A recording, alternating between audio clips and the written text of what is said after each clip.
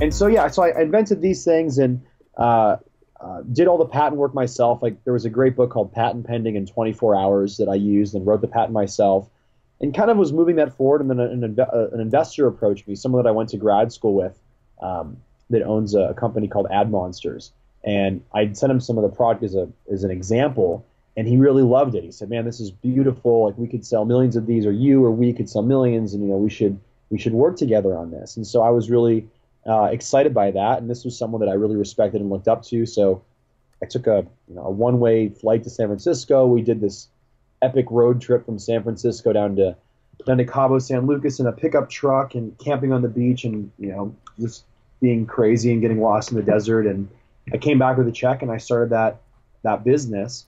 And the press was pretty instantaneous. Within a couple of weeks, I had a full-page article in the New York Times Magazine. And then I'd leveraged, that was kind of further leveraged into just tons and tons of press, millions of dollars worth of earned media placements. And Credit Karma still kind of goes on today. We just got our patent earlier this year, maybe six months ago. It was about a 3-year process. Wow. And we're right now actually in the process of selling, looking to sell that piece of the business, selling the IP off for to a foreign investment company right now. So we've got a team in San Francisco that's been working pretty diligently for the last few months to potentially sell that stuff. So we'll see how that goes. Should be wrapped up by mid-January. I told them before my birthday I wanted that to be done. So we'll see if they hit their goal. And then detention slip. I talk about that a little bit as well. Yeah, sure, that'd be great. This is water, by the way. It's not wine. It's a wine bottle, but I don't know alcohol. It was a handy bottle though. So detention slip actually is pretty cool. When I was mentioned that I'd started this underground newspaper when I was 17, 18 years old, and I actually reconnected with my high school co-editor, a guy by the name of Chuck Steinfurth, and we connected, and he and I started. This is probably 8 years later. This is a couple years ago. So we were sitting around, and I said, it'd be really great if we did something like school where we had a vehicle that we could use on a national scale to expose things that were happening, injustices in public education.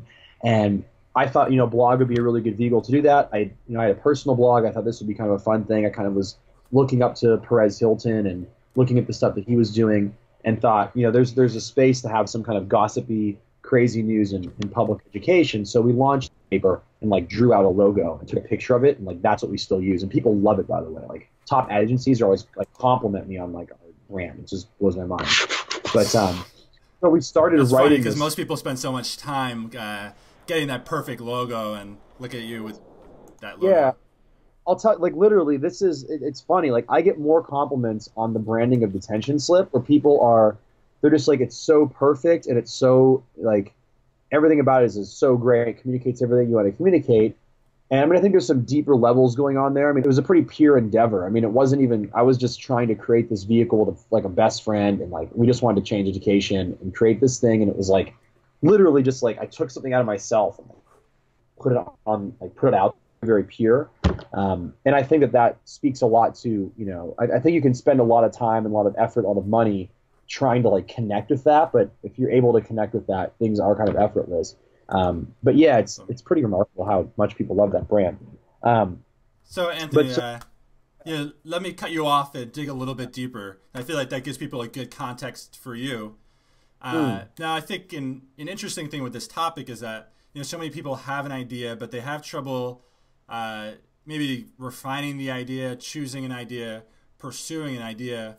What are the biggest mistakes people make in this area? Why aren't more people starting businesses? Why is this a challenge? I think that personally, I had this kind of epiphany a while ago, recently though, in the last couple months when I was kind of looking back at, because I'm a guy with a lot of ideas. Right? I have notebooks and notebooks filled with ideas that I believe that any of them executed well would be million, $10, $100 million businesses. Is a good way to visualize it. And I think a lot of people are here is that they're really driven to success. They want to be successful. I don't doubt that people want to succeed, it's also I think they're very motivated and they actually really want to accomplish something. Like it's not that they're lazy or that they're not willing to do the work. It's just that I think that oftentimes you it's almost like mountains. Like all of these ideas are kind of like mountain peaks. And you're like a mountain climber and you're looking out at this landscape of all of these like amazing mountains to climb. But the reality is like you can't have 1 foot on Everest and 1 foot on Kilimanjaro, right? You have to like pick one mountain that you're going to summit. And I think that oftentimes, a lot of times entrepreneurs are like, no, like I'm going to try to do like a couple things. And I'm super guilty of this, by the way. This is like just my personal experience. I mean, it's like you've got your foot on like all these different mountains. It's like you're playing what's that? Like it's like you're playing Twister, right? But it's like you're playing Twister trying to climb like 5 different mountains. You got like a hand on Everest, like a hand on Kilimanjaro, like red foot on some other mountain somewhere, like whatever. And I think what has to happen is you have to really like commit to yourself that yes, like all of these things are super possible. Like you can climb the mountain, right? But you need to pick that one mountain. And this is even like within the business, like you need to understand like the idea of picking the goals and like focusing on those things. So I think it's like first getting rid of like picking the one thing that you feel like you're going to connect with. And we can talk more about how to do that. You're very good at doing it, like understanding this framework. But yeah, I think it's that first step. And then like having faith like in yourself that like you're going to be able to make it happen, like when you focus on those mountain peaks, and you're actually going to accomplish more like when you start to just get the one idea, get the credit covers done and get intensive done, like going after these different things and making them happen. And people ultimately they're very scared, right? Like I mean, I could talk for hours about how the entire system that we're a part of, essentially, like the entire in the education system, the entire K-12 education system was like, and this isn't like a conspiracy. This is just like, if you look at history of education, like by design, it was designed to essentially, it wasn't designed to cultivate creativity or innovation or self-starting. It was really by design created to produce like managers of factories. I mean, that was what the system was designed to do. And so there's so many examples of mechanisms in there that you're constantly being told, like, don't go out on your own and do things, like wait for directions, like wait for someone to tell you what to do, like follow this predefined hierarchy of how you're supposed to progress. And like, so there's a lot of mental kind of viruses that are like running in people's operating systems that are just, it's not like they're personal, it's a problem. It's just like, that's our society. It's not really encouraging entrepreneurship or creativity. And not that like teachers are bad or that there's it's an evil conspiracy. It's just, it's an old operating system. We didn't need a bunch of entrepreneurs like when the system was being designed. We needed like people to run factories. And that's why it was like writing in like basic math, right? So I think that there's some old school programming in people's brains they need to kind of get past. So let me pull up a great example. It's one of my favorite quotes.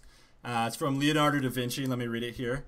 When he was younger, he wrote that in his journal, everything worth discovering has already been discovered. So he kind of fell into this, maybe he had viruses in his mind, to use your analogy. And then obviously he became one of the most prolific inventors in the history of human civilization. So there's some sort of shift that happened that allowed him to become creative. And I want to try to narrow that down for our listeners. So my question for you is, how can somebody start to go from maybe feeling like the young Leonardo da Vinci and then going to the Leonardo da Vinci we all know? Yeah. Well, here, let me just tell you how to become Leonardo da Vinci real quick, because that's why. I think that there's specific things that you can do. I mean, ultimately, right? It's like it has to do with vision, I think.